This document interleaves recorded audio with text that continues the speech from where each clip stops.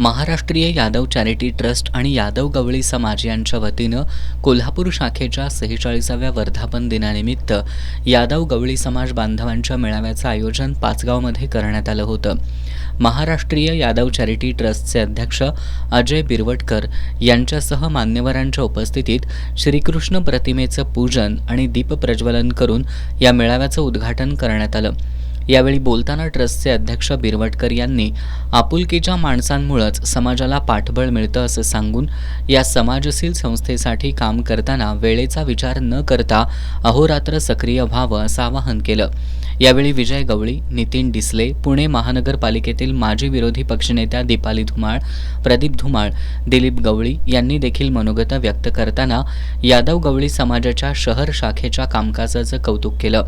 समाज बांधवांना एकत्रित आणत कोल्हापूर शहर शाखेनं विविध सामाजिक उपक्रम राबवून आपली वेगळी ओळख निर्माण केल्याचं सर्व प्रमुख वक्त्यांनी आपल्या मनोगतात सांगितलं.